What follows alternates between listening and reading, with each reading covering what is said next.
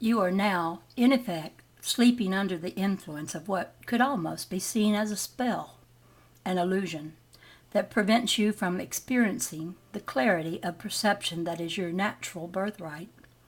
Our mission to this planet is to awaken you from sleep by whatever means necessary. The shadow of future creation. Since the first breath of God at the beginning of all the worlds, it was preordained that creation would exist, within a rhythm of expansion and contraction. Eventually there would come a time when the physical universe would stop expanding and begin to contract. The Hindus refer to this process as the inbreathing and the outbreathing of Brahma, the process through which God breathes out all of creation and then breathes it all back in again.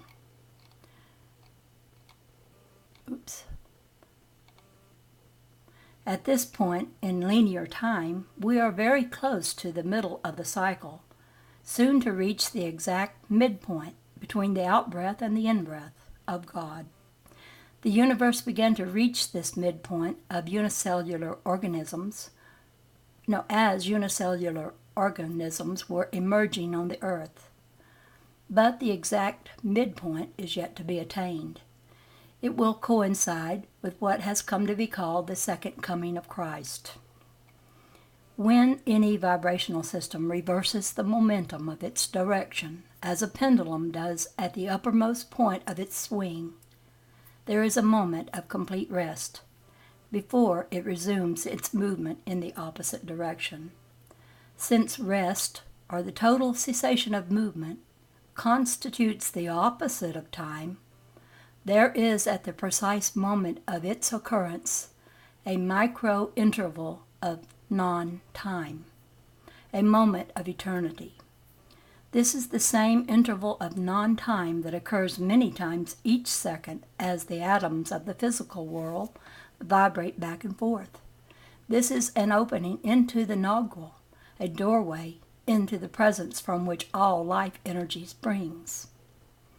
What happens when a universe stops expanding and begins contracting? What happens when an entire cosmos reaches the exact point of directional change and comes to a moment of absolute rest? You will have the opportunity to see for yourself very soon, for this event lies just before you in linear time. It will provide an opening for the emergence of something incomprehensible. Before we touch upon the nature of this occurrence and its implications for human beings, let us consider, however briefly, something of your nature as you existed prior to the fall. The entire biological history of this planet has been but the shadow cast in matter by your approach. It is the way that rocks and water and air have begun to respond to our presence, for you are life itself. You are that which lies beyond all duality, beyond all materializing tendencies, beyond all restraints of time and space. Your consciousness is both infinite and eternal. It can dwell in the limitations of matter and perceive through whatever filtering systems you so choose. But in healthy function, it is not bound or limited by those systems.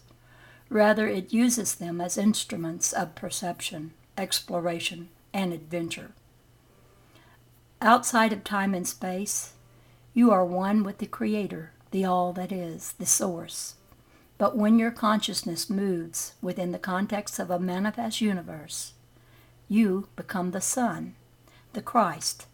In essence, you are the relationship between spirit and matter, the mediator, the bridge, the means through which the Creator relates to creation. You are life as it relates to planet Earth, eternity as it relates to time, the infinite as it relates to the finite. Though you presently experience yourself as a separate and fragmented species, you are, in fact, a single unified being, sharing the full consciousness of the Creator.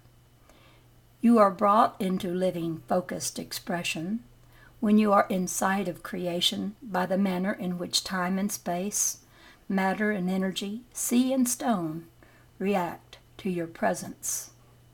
As the Christ, as the only begotten consciousness of the Father, you have been given a number of remarkable qualities.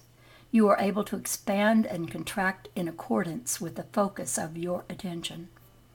You are large enough to encompass all of creation, yet small enough to climb inside.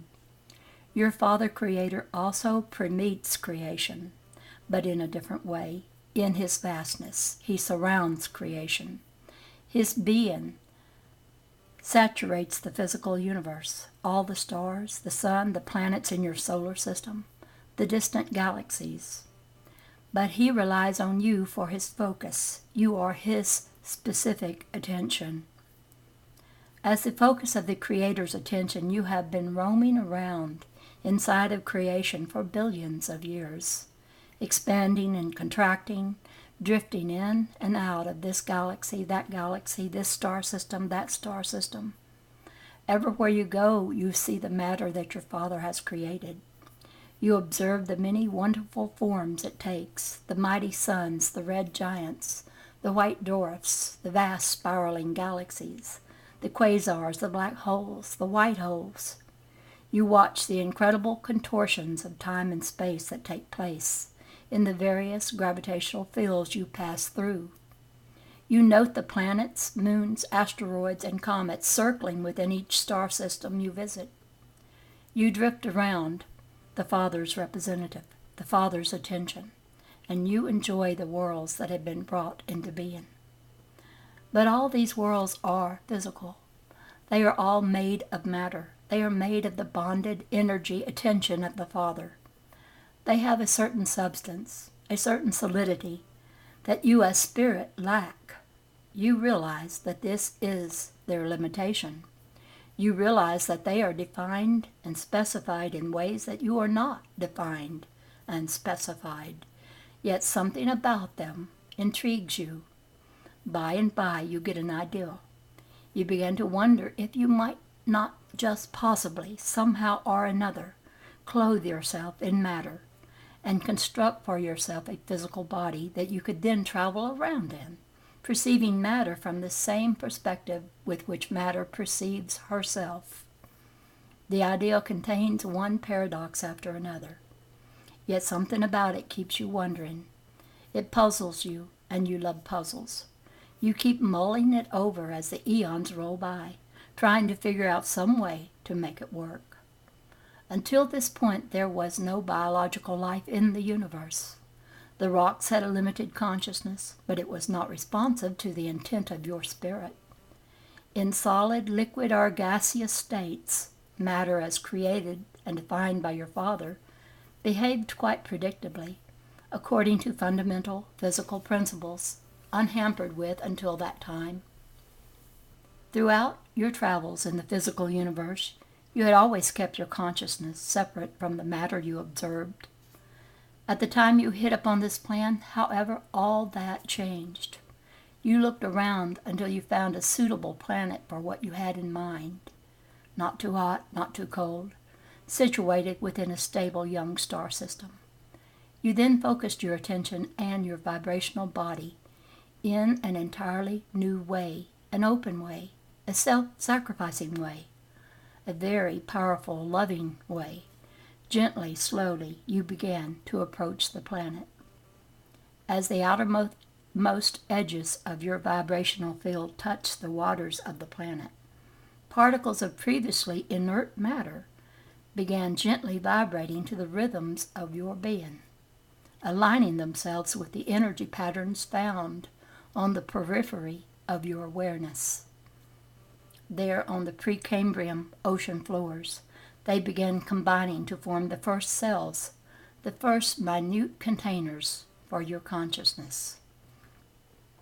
In your new orientation, with your new form of attention, in a gesture of infinite love to this planet, you began offering your consciousness on the time-space cross of material reality.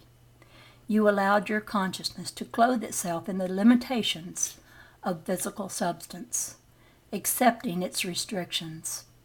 You allowed the atoms and molecules that were forming the first cells to come to life with your consciousness along the lines of your own vibrational field.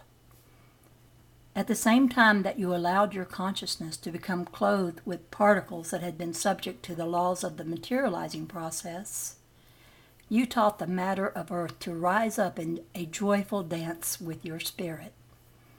As you drew even nearer to the planet, the life forms that were taking shape began to contain more and more of your own awareness. You relaxed, opened yourself, and gave. You impregnated the earth with your life, with our very being. You looked out of many eyes and heard with many ears.